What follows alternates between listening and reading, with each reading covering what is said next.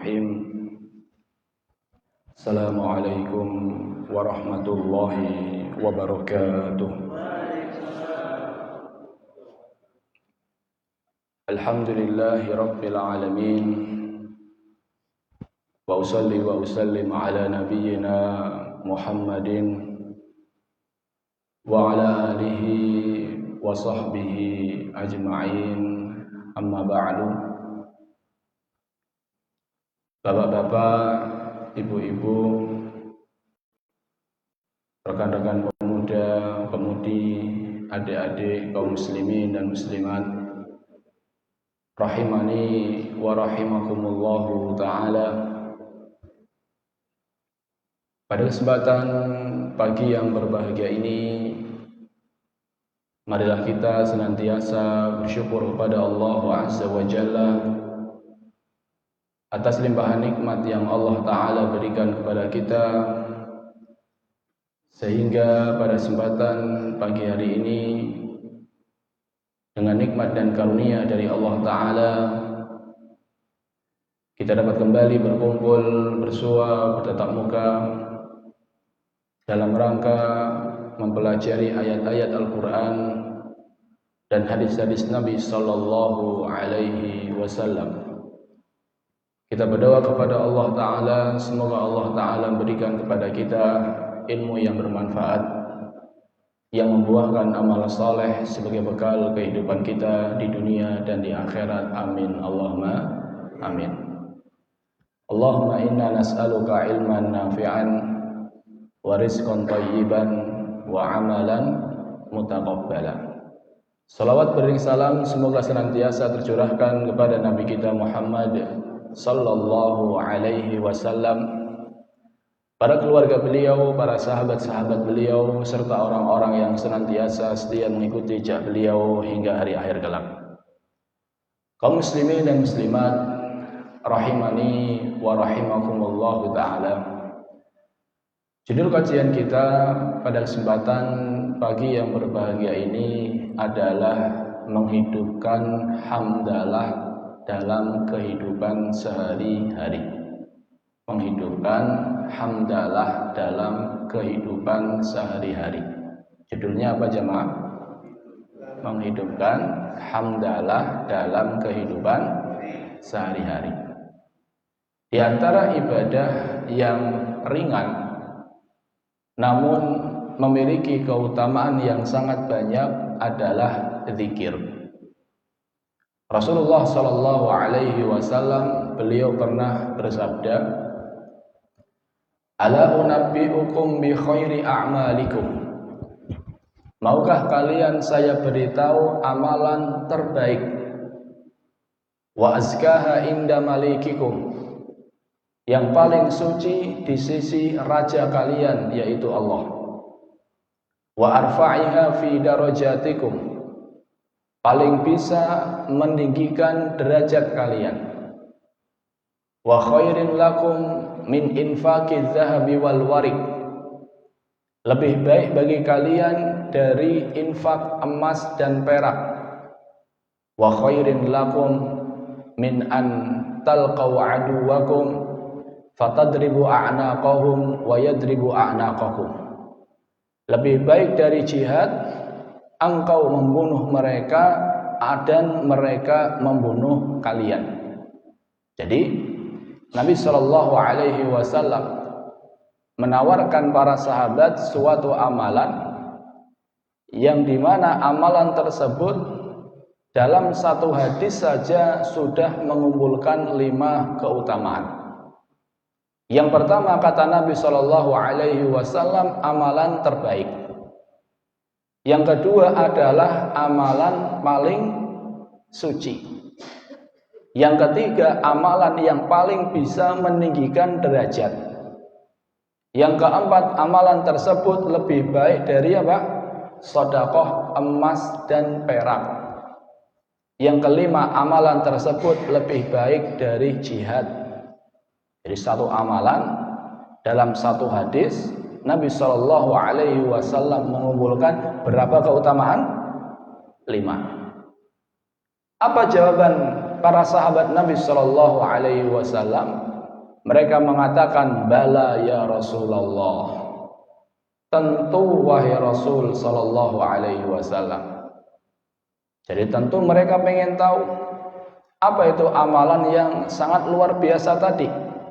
Kemudian Nabi sallallahu alaihi wasallam menjawab, zikrullah. Amalan tersebut adalah amalan berzikir kepada Allah. Masya Allah jamaah. Jadi ternyata zikir itu adalah ibadah terbaik. Zikir adalah ibadah yang paling suci. Zikir adalah ibadah yang paling bisa meninggikan derajat. Zikir adalah ibadah yang lebih afdol dari berinfak. Zikir adalah ibadah yang lebih afdol dari apa? Jihad. Bersamaan dengan banyaknya keutamaan zikir ini jamaah, ternyata ibadah zikir ini adalah ibadah yang bisa kita lakukan ketika kita dalam kondisi apapun. Bisa kita lakukan di saat kita dalam kondisi berdiri. Bisa kita lakukan di saat kita dalam kondisi duduk. Bisa kita lakukan di saat kita dalam kondisi apa? Berbaring. Jadi dalam kondisi apapun, baik berdiri, duduk maupun berbaring, seseorang bisa berzikir kepada Allah Azza wa Jalla. Ada enggak selain tiga ini jamaah? Kondisi seseorang, posisi seseorang selain dari tiga ini, berdiri, duduk atau berbaring, ada enggak? Ada enggak jamaah? Kayaknya enggak ada ya. Jalan-jalan, masuknya mana? Berdiri. Naik motor, duduk. Maaf, jongkok, duduk. Jadi ini menunjukkan jamaah bahwasannya zikir itu adalah ibadah yang bisa kita lakukan dalam kondisi apapun. Selama di saat itu layak bagi kita untuk berzikir kepada Allah Azza wa Jalla. Makanya Allah Azza wa Jalla memuji ulul albab yang Allah Ta'ala janjikan bagi mereka surga. Di dalam Al-Quran, akhir-akhir surat Ali Imran, di antara sifat mereka adalah alladzina yadhkurunallaha qiyaman wa qu'udan wa ala junubihim. Mereka adalah orang-orang yang senantiasa berzikir kepada Allah, baik ketika mereka dalam kondisi berdiri, duduk maupun berbaring. Jadi zikir itu keutamaannya banyak dan bisa kita lakukan di saat kita dalam kondisi apapun. Maka ini menunjukkan jamaah betapa besarnya keutamaan berzikir kepada Allah Azza wa Jalla. Di antara zikir yang memiliki keutamaan yang sangat besar adalah zikir dengan mengucapkan alhamdulillah. Nabi kita sallallahu alaihi wasallam bersabda, alhamdulillahi tamla'ul mizan. Kata Nabi sallallahu alaihi wasallam, alhamdulillah tamla'ul mizan. Ucapan singkat namun luar biasa. Alhamdulillahi tamla'ul mizan. Kata Nabi sallallahu alaihi wasallam, ucapan alhamdulillah itu dapat memenuhi timbangan kebaikan seseorang. Bayangkan jemaah, sekedar seseorang mengucapkan apa? Alhamdulillah. Itu Nabi sallallahu alaihi wasallam mengatakan bukan hanya memberatkan, namun Nabi sallallahu alaihi wasallam mengatakan tamla'ul mizan, memenuhi timbangan amal baik seseorang. Padahal kita tahu jamaah, kesuksesan seseorang kelak di hari kiamat dilihat dari apakah lebih berat timbangan kebaikannya atau sebaliknya. Siapa yang timbangan kebaikannya lebih berat, maka dialah orang-orang yang apa? Sukses. Fa amma man thaqulat mawazinu fahuwa fi 'ishatin radiyah. Maka siapa yang lebih berat timbangan kebaikannya, maka dia berada di kehidupan yang dia sukai, di kehidupan yang dia ridhoi, maksudnya adalah surga. Jadi siapa yang timbangan kebaikannya lebih berat, Allah Ta'ala akan masukkan dia ke dalam surga. Dan di antara amalan yang bisa memberatkan timbangan baik seseorang, bahkan Nabi mengatakan dapat memenuhi timbangan kebaikannya adalah dengan berzikir, mengucapkan apa? Alhamdulillah. Maka siapa yang pengen timbangan kebaikannya kelak lebih berat daripada timbangan keburukannya, maka banyak-banyaklah mengucapin apa? Alhamdulillah.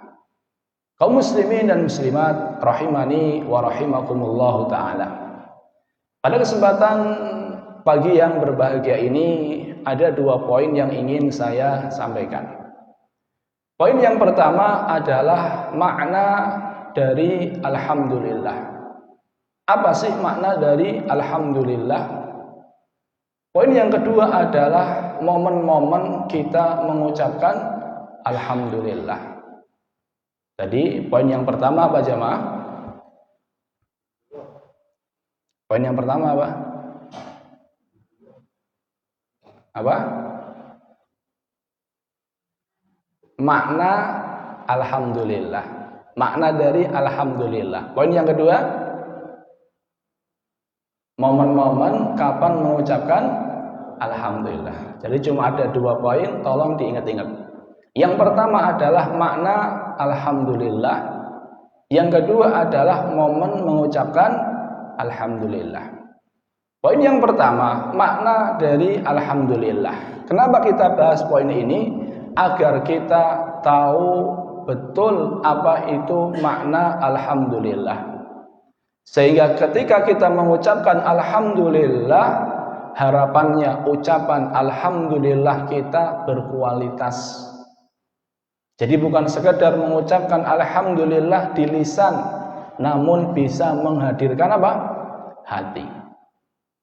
Poin yang kedua, momen-momen kapan kita membaca alhamdulillah, tujuannya adalah agar kita bisa menghidupkan hamdalah dalam kehidupan sehari-hari. Jadi agar kita sering mengucapkan alhamdulillah. Jadi poin yang pertama, agar kita bisa mengetahui dengan benar makna dari alhamdulillah, sehingga semakin berkualitas ucapan hamdalah kita. Dan poin yang kedua adalah agar kita sering-sering apa? Mengucapkan alhamdulillah. Ini 2 poin dan 2 tujuan yang kita akan bahas pada kesempatan pagi yang berbahagia ini. Kaum muslimin dan muslimat rahimani wa rahimakumullah ta'ala.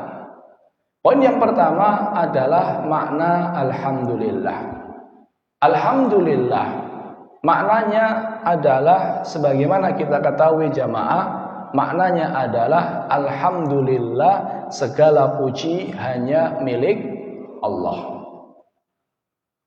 Namun yang perlu kita garis bawahi jamaah, bahwasannya alhamdu baru disebut alhamdu apabila dibarengi dengan at-ta'zim wal mahabbah.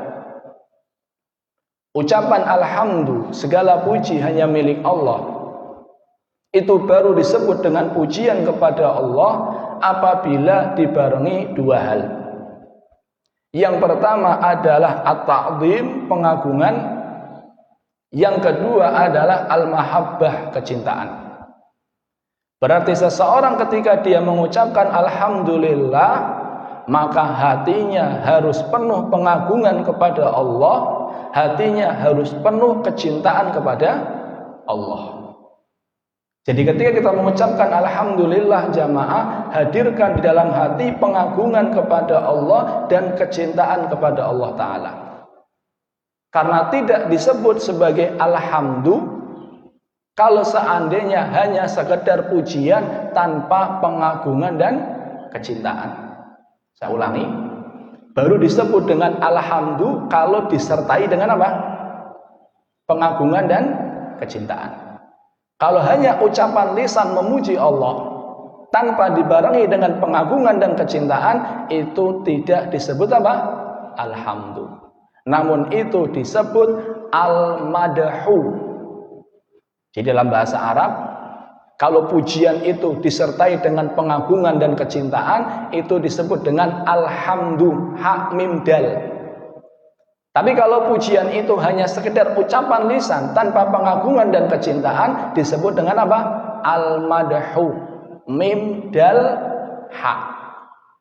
Yang Allah Ta'ala perintahkan kita alhamdu atau al-madhu.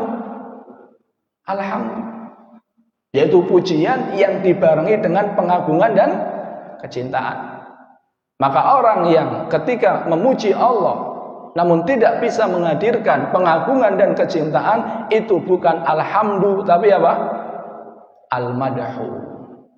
Ada enggak jamaah seseorang memuji pihak lain tanpa adanya pengagungan dan kecintaan? Ada enggak? Ada enggak jamaah? Jawabannya ada. Contohnya, ada orang yang memuji orang kaya. Memuji orang kaya, padahal orang ini tidak cinta kepada orang kaya, tidak mengagungkan, tidak memuliakan orang kaya tersebut. Namun kenapa memuji? Kira-kira kenapa jamaah? Ada udang di balik bakwan. Jadi ada sesuatu yang dia inginkan dari pujian tersebut. Padahal orang ini tidak cinta kepada siapa? Orang kaya tadi. Seperti bawahan yang memuji atasan, padahal bawahannya nggak cinta sama atasannya. Istilahkan dengan bahasa kita ABS. Apa ABS? Asal bapak senang. Dia memuji atasannya bukan karena cinta kepada atasannya, namun karena barangkali ingin diangkat karirnya dan seterusnya. Ini disebut dengan apa? Al-madhu, pujian tanpa pengagungan dan kecintaan. Namun untuk Allah Azza wa Jalla jamaah, pujian atau ya pujian tersebut harus dibarengi dengan apa? Pengagungan dan kecintaan. Maka ketika kita mengucapkan alhamdulillah, alhamdulillah, alhamdulillah, hadirkan pengagungan kita kepada Allah Azza wa Jalla. Hadirkan kecintaan kita kepada Allah Azza wa Jalla. Inilah alhamdulillah yang berkualitas. Yang kata Nabi sallallahu alaihi wasallam, alhamdulillahi tamlaul mizan. Ucapan alhamdulillah itu bisa memenuhi apa? Timbangan. Jadi sama-sama ngucapin alhamdulillah, tapi si A ngucapinnya hanya di lisan, si B ngucapinnya dengan pengagungan dan kecintaan kepada Allah. Mana yang lebih bisa memberatkan timbangan jamaah? Si B. Maka inilah makna dari alhamdulillah. Segala puji hanya milik Allah Ta'ala. Maka usahakan setiap kali kita mengucapkan alhamdulillah, hadirkan pengagungan dan kecintaan kepada Allah Azza wa Jalla. Bagaimana cara mengagungkannya Ustaz? Cara mengagungkannya adalah yang pertama, agar tumbuh pengagungan kita kepada Allah adalah menyadari akan kesempurnaan Allah Azza wa Jalla. Jadi ketika kita menyadari bahwasannya Allah Ta'ala itu maha sempurna, maka di situ akan tumbuh apa? Pengagungan. Dan bagaimana agar tumbuh kecintaan kita kepada Allah? Agar tumbuh kecintaan kita kepada Allah, caranya adalah dengan menyadari banyaknya nikmat-nikmat yang Allah Ta'ala berikan kepada kita. Jadi ketika kita menyadari bahwasannya nikmat yang Allah berikan kepada kita ini sangat banyak, maka disitulah seseorang akan tumbuh apa? Kecintaan kepada Allah Azza wa Jalla. Nikmat Allah jamaah yang Allah Ta'ala berikan kepada kita secara umum terbagi menjadi dua. Yang pertama adalah nikmat umum. Yang kedua adalah nikmat khusus. Nikmat umum adalah nikmat yang Allah Ta'ala berikan kepada semua orang. Bahkan semua makhluknya dapat nikmat umum ini. Nikmat apa itu? Nikmat kehidupan dan nikmat fasilitas hidup. Ini semuanya dapat. Mau dia sholat atau tidak sholat, mau dia muslim atau non Muslim, semuanya dapat. Makanya ketika Nabi Ibrahim berdoa kepada Allah agar negeri Mekah ini menjadi negeri yang berkah, agar penduduknya mendapatkan nikmat dunia berupa buah-buahan, Nabi Ibrahim mengkhususkan untuk orang-orang yang beriman saja. Namun kata Allah Ta'ala, qala wa man kafara fa umatti'uhu qalilan. Nikmat tersebut bukan hanya untuk orang yang beriman. Nikmat dunia ini bukan hanya untuk orang-orang yang beriman. Namun yang tidak beriman pun apa? Dapat. Qalilan, cuma sebentar. Kemudian kelak di hari kiamat akan dimasukkan ke dalam neraka. Jadi nikmat umum ini jamaah semuanya dapat. Di sana ada nikmat khusus berupa iman dan amal soleh yang tidak Allah Ta'ala berikan kecuali untuk orang-orang yang Allah Ta'ala cintai. Jangan lebih milih nikmat umum atau khusus. Kalau saya dua-duanya jamaah. Jadi kita berharap nikmat umum, kita juga berharap nikmat apa? Khusus. Makanya doa orang-orang beriman itu Rabbana atina fid dunya hasanah. Ini nikmat apa? Umum. Wa fil akhirati hasanah. Nikmat apa? Khusus. Jadi kita minta nikmat umum, kita juga minta nikmat khusus. Sekarang jamaah, kalau seandainya ada orang yang telah berbuat baik sama kita, ngasih kita uang 5M. Berapa jamaah? 5M. 5M itu 5 miliar, bukan 5.000. Jadi ada orang ngasih kita 5M. Jenengan cinta nggak sama orang tadi? Cinta ada jamaah? Oh, cintanya luar biasa. Akan dipuji nggak orang yang ngasih 5M tadi? Dipuji terus. Di mana-mana obrolannya senantiasa memuji orang yang telah ngasih berapa? 5M. Dia akan betul-betul cinta kepada orang yang telah ngasih dia 5M. Sekarang pertanyaannya, mata kita ini satu wajah harganya berapa? Ada yang mau matanya dibeli 5M? Ada enggak? Pak, izin mau beli matanya 5M, ada enggak? Enggak ada yang mau. Ini baru satu mata. Belum mata yang lain, belum lisan, belum pendengaran, belum jantung, paru-paru, ginjal, dan seterusnya. Ini semua nikmat dari Allah Azza wa Jalla. Kalau seandainya ada orang yang ngasih kita 5M saja, kita akan mencintai dia, kita akan memuji dia, kita akan memuliakan dia, dan seterusnya. Harusnya Allah yang Ta'ala yang telah memberikan kita jauh dari itu, harusnya lebih kita apa? Cintai. Maka agar kita menyadari, agar kita bisa menghadirkan pengagungan dan kecintaan, ingat dua hal. Yang pertama, kesempurnaan Allah Azza wa Jalla. Yang kedua adalah apa jamaah? Banyaknya nikmat yang Allah Ta'ala berikan kepada kita. Ini poin yang pertama. Intinya jamaah, ketika kita mengucapkan Alhamdulillah, maka ucapan Alhamdulillah tersebut harus dibarengi dengan apa? Pengagungan dan kecintaan. Bagaimana agar tumbuh pengagungan dan kecintaan? Caranya adalah ingat-ingat akan kesempurnaan Allah dan ingat-ingat akan banyaknya nikmat yang telah Allah Ta'ala berikan kepada kita. Ini poin yang pertama. Sekarang kita masuki poin yang kedua. Poin yang kedua adalah momen-momen kapan kita mengucapkan Alhamdulillah. Kira-kira kapan jamaah?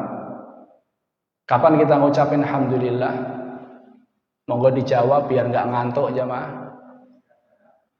Jawabannya betul. Kapan kita mengucapkan Alhamdulillah? Jawabannya kapan saja. Jadi kapan saja, di mana saja, selama di tempat tersebut layak bagi kita untuk memuji Allah Ta'ala, maka kita ucapkan apa? Alhamdulillah. Kenapa demikian? Karena dimanapun kita berada jamaah, kapanpun kita berada, kita tidak bisa lepas dari nikmat Allah Azza wa Jalla. Di masjid kita dapat nikmat enggak? Dapat. Di tempat kerja dapat nikmat? Dapat. Di jalan dapat nikmat, dapat. Di rumah dapat nikmat, dapat. Di kendaraan dapat nikmat, dapat. Dimanapun kita berada, kapanpun kita berada, kita senantiasa mendapatkan nikmat dari Allah Azza wa Jalla. Maka dimanapun, kapanpun, kita harus senantiasa memuji Allah Azza wa Jalla karena kesempurnaan dan banyaknya nikmat yang Allah Ta'ala berikan kepada kita. Maka jamaah usahakan dimanapun, kapanpun, banyak-banyak mengucapkan apa? Alhamdulillah. Dan resapilah ucapan tersebut barengi dengan pengagungan dan kecintaan. Ingat jamaah bahwasannya alhamdulillah itu tamlaul mizan, memenuhi apa? Timbangan. Kaum muslimin dan muslimat rahimani wa rahimakumullahu taala. Ini momen umum. Kapan saja kita ngucapin alhamdulillah, maka jawabannya adalah apa? Kapan? Kapan saja. Di mana saja, kapan saja kita berusaha mengucapkan alhamdulillah. Agar apa? Agar kita tadi timbangan kebaikannya lebih berat, dan agar kita lupa untuk mengeluh. Jadi yang menjadikan seseorang itu banyak mengeluh adalah ketika dia lupa ngucapin apa? Alhamdulillah. Coba kalau seandainya dia sering mengucapkan alhamdulillah, insya Allah dia akan senantiasa ingat besarnya nikmat Allah dan dia akan bisa mengkerdilkan ujian. Sehingga dia insya Allah akan lebih mampu untuk mengurangi apa? Mengeluh. Ini momen yang pertama, yaitu momen umum. Kapan kita mengucapkan alhamdulillah? Jawabannya kapan saja. Kenapa kapan saja? Karena kapan saja kita senantiasa mendapatkan nikmat dari Allah Ta'ala. Coba kalau seandainya na'udzubillah jantungnya berhenti sebentar aja jamaah, gimana jamaah? Selesai hidupnya. Dan dimanapun Allah Ta'ala berikan nikmat kepada kita yang sangat banyak. Coba kalau seandainya suatu organ tubuh yang sangat vital yang ada dalam tubuh kita berhenti saja, selesai hidup kita. Namun ternyata Allah Ta'ala berikan nikmat tersebut tanpa henti. Maka seorang muslim dia memperbanyak mengucapkan alhamdulillah. Ini momen yang pertama, momen umum. Momen yang kedua adalah momen khusus. Maksudnya adalah ada kesempatan-kesempatan, waktu-waktu yang ada penekanan secara khusus kita mengucapkan alhamdulillah.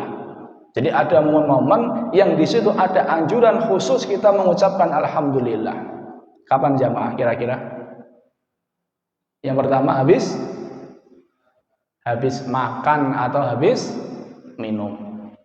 Allah Azza wa Jalla berfirman, ya ayyuhalladzina amanu kulu min thayyibati ma razaqnakum washkuru lillah.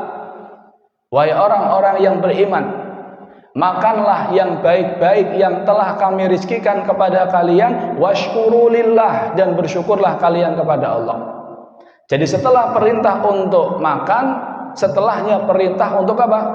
Bersyukur. Dan cara kita bersyukur atas nikmat makanan adalah dengan mengucapkan alhamdulillah. Di dalam sebuah hadis Nabi kita sallallahu alaihi wasallam bersabda, "Innallaha la yarda an ya'kulal 'abdu aklatan fayahmadahu 'alaiha aw yashraba syurbatan fayahmadahu 'alaiha." Sesungguhnya Allah Azza wa Jalla ridho dengan seorang hamba ketika dia makan kemudian dia memuji Allah Ta'ala, setelah dia minum kemudian dia memuji Allah Ta'ala. Jadi ini enaknya jadi orang muslim jamaah. Habis makan itu bukan hanya dapat apa? Kenyang. Tapi orang muslim habis makan dapat kenyang plus dapat apa? Ridho dari Allah. Bayangkan jamaah, betapa luasnya karunia Allah Azza wa Jalla. Sekedar memuji Allah setelah makan, setelah minum, itu mendapatkan ridho dari Allah Ta'ala. Padahal kunci untuk mendapatkan surga Allah itu adalah keridhaan Allah. Makanya ketika Allah Ta'ala menceritakan tentang penduduk surga, seringnya Allah Ta'ala mengatakan setelahnya radhiyallahu anhum wa radu'an.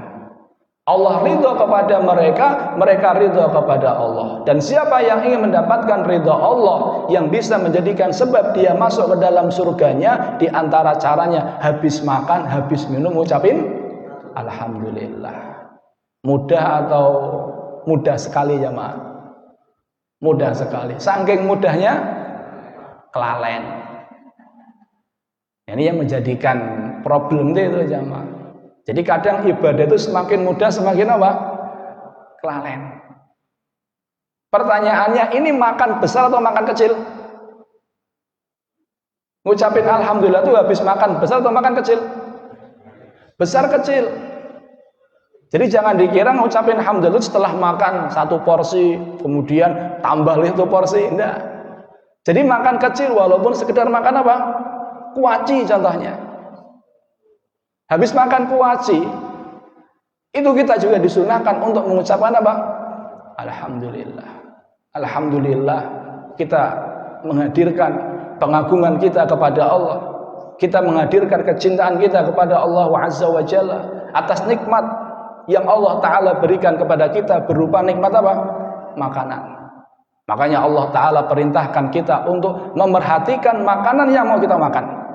Allah Ta'ala berfirman, "Falyanduril insanu ila ta'ami."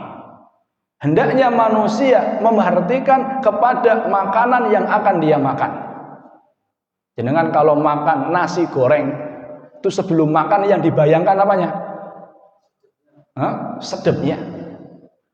Tapi kalau orang beriman, Allah Ta'ala perintahkan ketika mau makan, maka yang diingat adalah nikmat Allah Ta'ala. Ini nasi goreng ini jamaah, sudah berapa dia melewati nikmat-nikmat Allah Ta'ala. Berawal dari biji. Siapa yang menciptakan biji? Allah. Kemudian siapa yang menurunkan hujan? Allah. Siapa yang menjadikan bumi itu bisa terbelah sehingga biji itu bisa menumbuhkan tunas? Allah. Siapa yang menjaganya sehingga selamat dari segala bencana sampai bisa dipanen? Allah. Airnya dimasak, airnya sudah matang, masih diapakan? Masih digoreng. Itu semuanya melalui banyak sekali nikmat dari Allah Azza wa Jalla. Minum air hujan Allah Ta'ala turunkan, rasanya tidak asin. Lau nasya'u ja'alnahu ujajan. Kalau kami berkehendak, mampu bagi kami untuk menjadikan air hujan itu apa? Asin. Jadi sekedar minum saja kita disuruh mengingat-ingat nikmat Allah Azza wa Jalla. Dan dengannya seseorang akan mendapatkan apa? Keridhaan dari Allah Azza wa Jalla. Ternyata bukan hanya mendapatkan ridho jamaah. Orang yang habis makan, habis minum, dia memuji Allah Ta'ala, dia juga mendapatkan ampunan. Jadi orang yang habis makan, dia memuji Allah Ta'ala, dia kenyang, dia dapat ridho, dia dapat apa? Ampunan. Tapi orang yang habis makan apa ya maaf? Sendawa. Dapatnya apa? Ya kenyang toh. Makanya Nabi SAW bersabda, siapa yang habis makan dia mengucapkan alhamdulillahilladzi at'amani hadza. Segala puji hanya milik Allah yang berikan makan kepadaku, wa razaqanihi, dan berikan rizki kepadaku, min ghairi haulin minni wala quwwa, tanpa ada daya dan upaya dari saya. Siapa yang habis makan mengucapin alhamdulillahilladzi at'amani hadza wa razaqanihi min ghairi haulin minni wala quwwa, kata Nabi sallallahu alaihi wasallam, ghufira lahu ma taqaddama min dzambih. Allah Ta'ala akan mengampuni dosa-dosanya yang telah lalu. Ya udah Ustaz, kalau gitu sering-sering apa? Makan. Sering-sering makan, sering-sering ngucapin apa?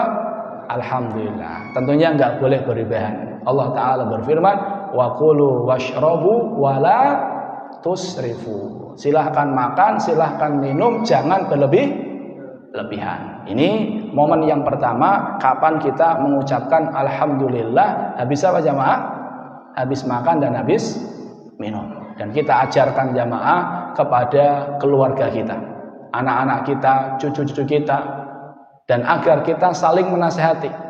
Jadi kadang bapaknya lupa diingetin sama anaknya. Kadang anaknya lupa diingetin sama bapaknya dan seterusnya. Dan sebutkan betapa besarnya keutamaan mengucapkan alhamdulillah habis makan. Ini yang pertama. Mohon yang kedua jamaah di saat sholat. Kapan kita mengucapkan alhamdulillah di saat sholat jamaah? Kapan? Apa? Betul. Ketika membaca Al-Fatihah. Yang kedua, ketika sholat dulu Pak. Nanti habis sholat ada lagi. Kapan? Ketika i'tidal.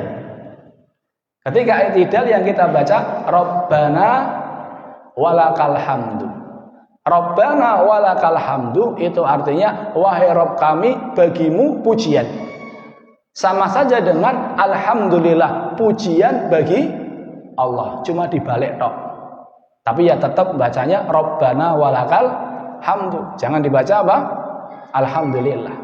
Namun maknanya adalah sama saja dengan apa? Alhamdulillah. Apa keutamanya Ustaz? Nabi kita sallallahu alaihi wasallam, beliau pernah sholat bersama para sahabatnya, kata Rifa'ah. Kemudian ada sahabatnya yang mengatakan, setelah Nabi mengatakan Sami Allahu liman hamidah, ada sahabatnya yang mengatakan Rabbana walakal hamdu hamdan katsiran thayyiban mubarakan fi. Habis sholat Nabi bertanya, manil mutakallim? Tadi siapa yang mengucapkan alhamdulillah Rabbana walakal hamdu hamdan katsiran thayyiban mubarakan fi? Ada salah seorang sahabat yang katakan, saya wahai Rasul. Kata Rasulullah SAW, ra'aitu bid'atan wa thalathina malakan yabtadirunaha ayyuhum yaktubuha awwalu. Saya mendapati 30 sekian malaikat, mereka berebut untuk menjadi penulis pertama ucapan tadi. Jadi ketika ada sahabat mengucapkan Rabbana walakal hamdu hamdan katsiran thayyiban mubarakan fi, kata Nabi SAW 30 sekian malaikat berebut untuk menjadi pertama yang menulis. Maka ini menyadarkan kepada kita jamaah bahwasannya setiap ucapan baik yang keluar dari kita itu tidak sia-sia. Semuanya tercatat, tidak ada yang luput dari catatan para malaikat. Begitu pula sebaliknya. Ucapan buruk pun tercatat, tidak luput dari catatan para malaikat. Ini yang kedua. Kita mengucapkan alhamdulillah ketika sholat, redaksinya adalah Rabbana walakal hamdu. Yang ketiga adalah setelah sholat. Setelah sholat, di antara sunnah yang diajarkan oleh Nabi Shallallahu Alaihi Wasallam adalah membaca Subhanallah 33 kali, Alhamdulillah 33 kali, Allahu Akbar 33 kali. Fayukammilu biha mi'ah. Kemudian dia menyempurnakan menjadi 100 dengan ucapan dia la ilaha illallah wahdahu la syarikalah lahul mulku wa lahul hamdu wa huwa ala kulli syai'in qadir. Jadi man sabbaha lillahi thalathan wa thalathin. Siapa yang bertasbih 33 kali habis salat. Wa hamidallaha thalathan wa thalathin. Mengucapkan alhamdulillah habis salat 33 kali. Wa kabbarallaha thalathan wa thalathin. Bertakbir mengucapkan Allahu Akbar 33 kali. Genap semua 33 menjadi 99, ditambah la ilallah sampai akhirnya menjadi berapa? 100. Kata Nabi sallallahu alaihi wasallam, ghufirat khotayahu wa in kanat mithla zabadil bahri. Dosa-dosanya akan diampuni walaupun sebanyak buih di lautan. Buih itu apa jamaah? Umpluk, bayangkan. Umpluk di lautan banyak tak? Banyak sekali.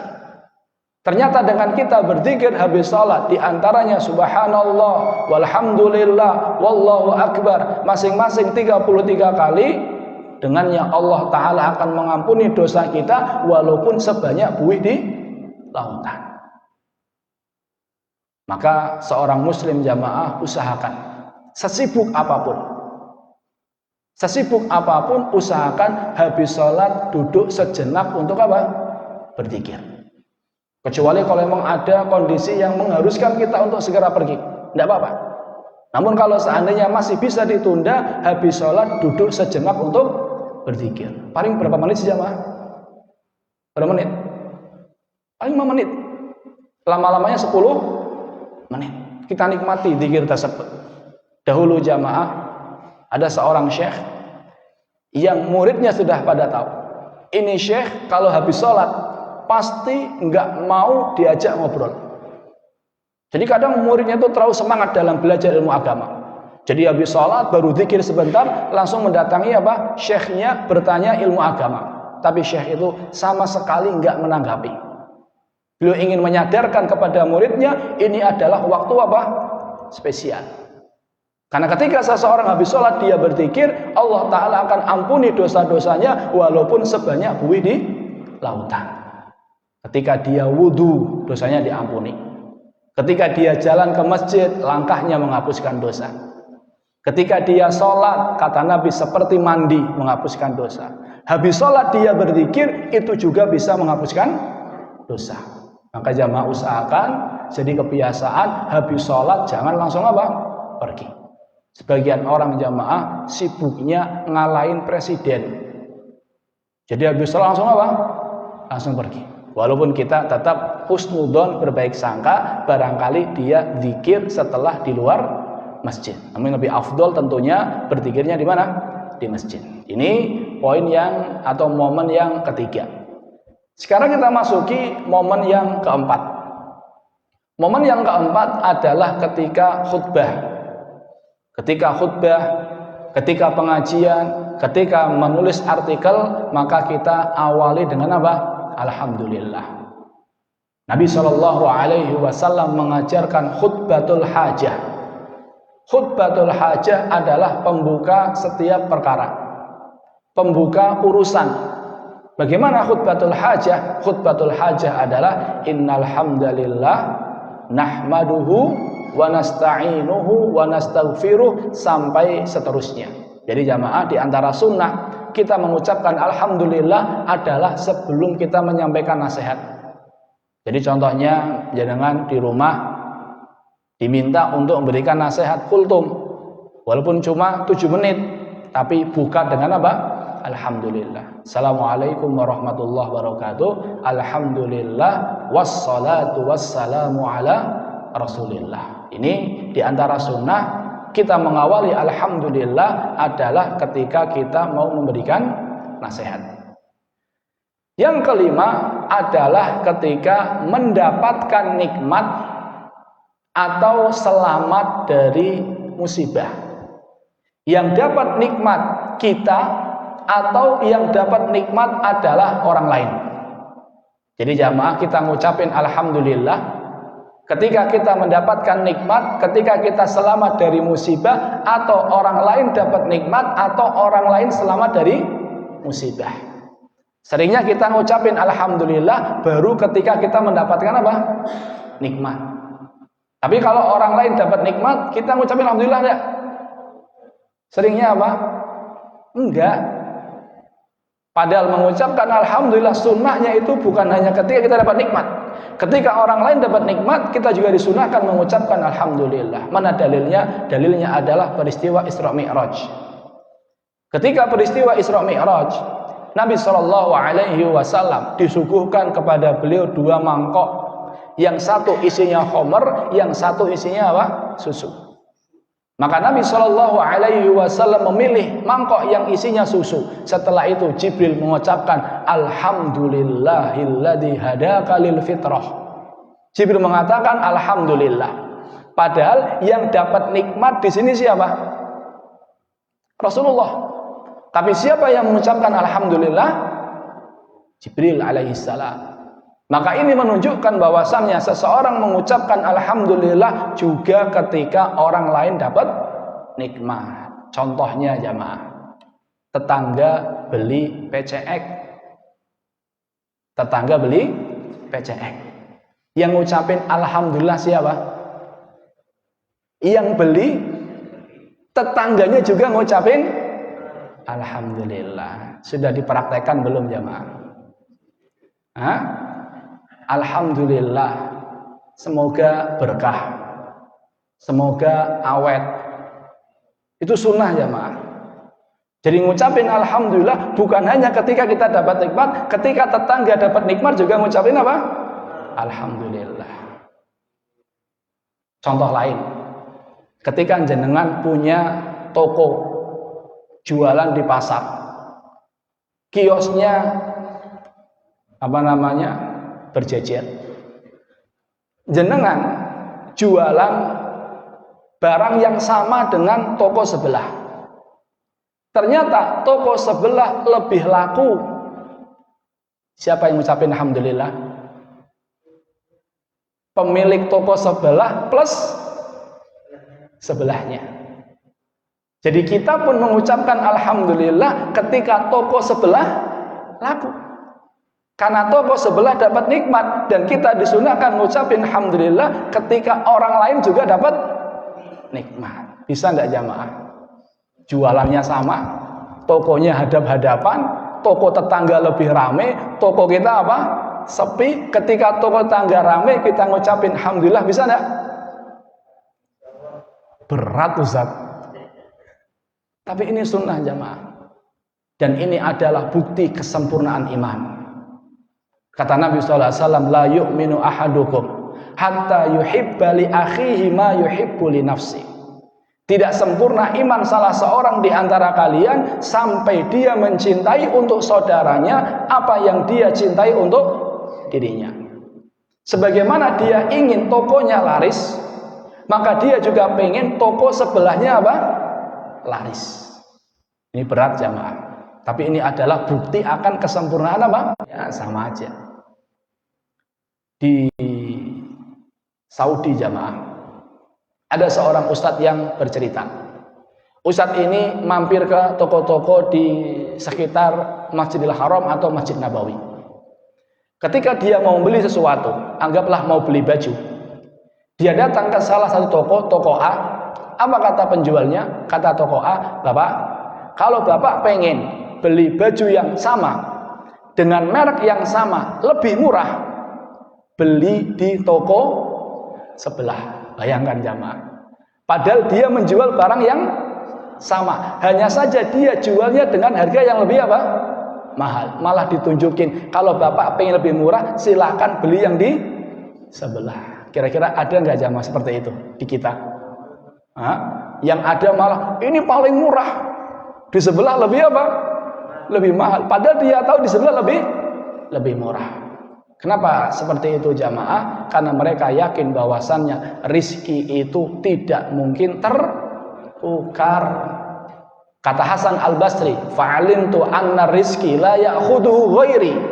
Ketika saya tahu bahwasannya rizkiku apapun yang terjadi gak akan diambil sama selainku, dengannya saya menjadi tenang.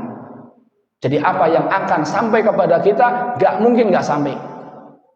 Apa yang akan sampai kepada orang lain nggak mungkin nggak sampai. Sehingga seorang mukmin ketika akidahnya kuat, bahwasannya apa yang dijatahnya nggak akan salah alamat, dengannya hidupnya akan menjadi apa? Tenang. Ini momen yang keberapa jamaah? Keberapa? 5. Tadi yang pertama ketika habis makan atau minum. Yang kedua sholat. Ketiga habis sholat.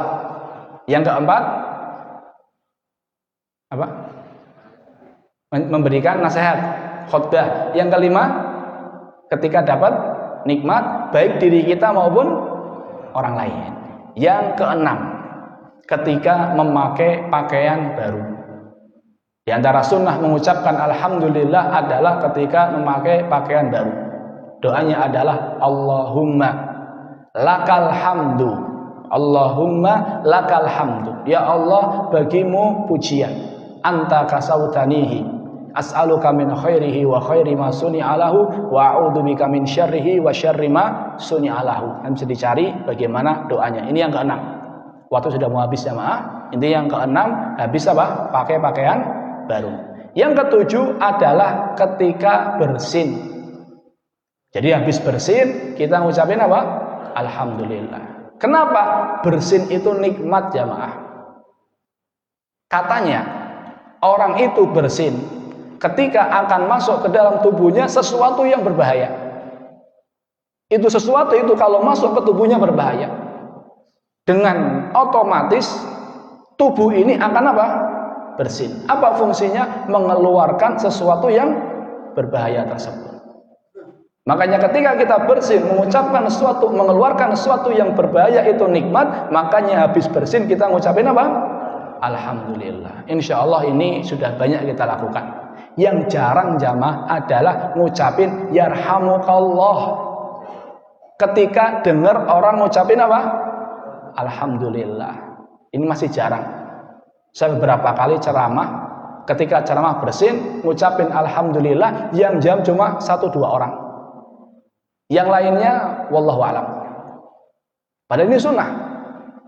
Yang bersin mengucapkan alhamdulillah, yang mendengar mengucapkan apa? Yarhamukallah, semoga Allah merahmati, masya Allah. Bersin saling mendoakan. Yang bersin lagi mengucapkan yahdikumullah wa yuslih balakum. Semoga Allah memberikan hidayah kepada kamu dan Allah memperbaiki urusan kamu. Masya Allah. Jadi kalau kita mau fahami makna itu luar biasa. Jadi ketika bersin saja seorang muslim itu saling apa? Mendoakan. Al-Imam Ahmad, beliau pernah di dalam majelisnya yang hadir itu 5.000. Imam Ahmad di dalam majelisnya yang hadir 5.000. Beliau pernah bersin. Ketika bersin beliau mengucapkan alhamdulillah. Kan zaman dulu 5.000 kan banyak sekali. Kalau sekali 5.000 pakai pengeras suara selesai. Kalau dulu harus ada yang apa namanya? Bahasa kita Bilal lah.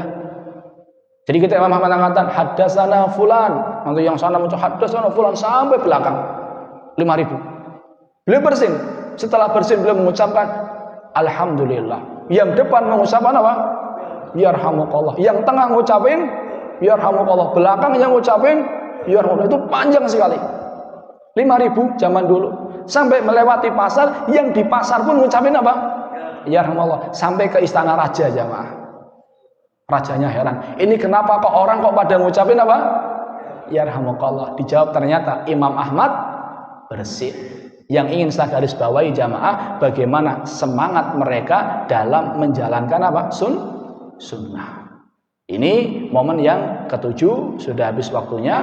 Momen yang ke-8 adalah ketika melihat orang terkena musibah.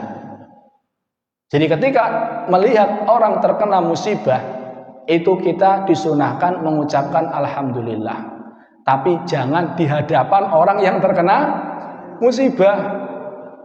Itu namanya apa jamaah? Iya. Bagaimana redaksinya Ustaz? Redaksinya alhamdulillahilladzi afani mimma btalaka bihi wa faddalani ala katsirin mimman khalaqa tafdila. Segala puji hanya milik Allah yang telah menyelamatkanku dari musibah yang menimpamu dan telah memberikan keutamaan kepadaku. Ini doa yang kita baca ketika kita melihat atau mendengar orang terkena musibah. Alhamdulillahilladzi afani mimma btalaka bihi wa faddalani ala katsirin mimman khalaqa tafdila. Dengar di tempat A ada gempa. Alhamdulillahilladzi afani dan seterusnya.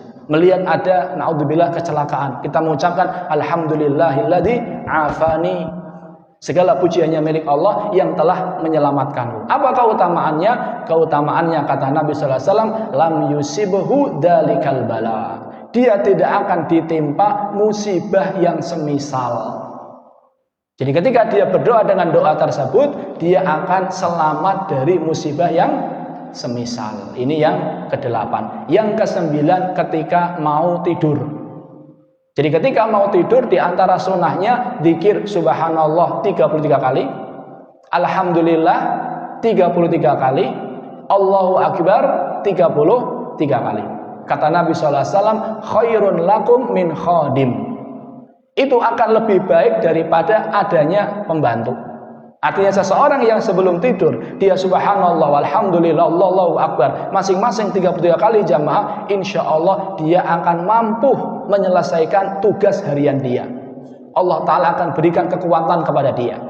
Seringnya jamaah subhanallah baru 33 kali, alhamdulillah belum selesai sudah apa? Sudah tidur. Ini momen yang ke-9. Yang ke-10 ketika bangun tidur. Apa doanya? Alhamdulillahilladzi ahyana ba'dama amatana wa ilaihin nusyur wallahu ta'ala a'lam bisawab. Terima kasih atas perhatiannya. Sudah habis Pak ya? Terima kasih atas perhatiannya. Mohon maaf atas segala kesalahan. Intinya jamaah ada 2. Ketika mengucapkan alhamdulillah dibarengi dengan apa? Pengagungan dan kecintaan. Kapan kita ngucapin alhamdulillah? Kapan? Kapan saja. Terutama di momen-momen yang di situ ada anjuran secara khusus. Terima kasih atas perhatiannya. Kita tutup dengan doa kafaratul majlis. Subhanakallahumma bihamdika asyhadu an la ilaha illa anta astaghfiruka wa atubu ilaik. Wassalamualaikum warahmatullahi wabarakatuh.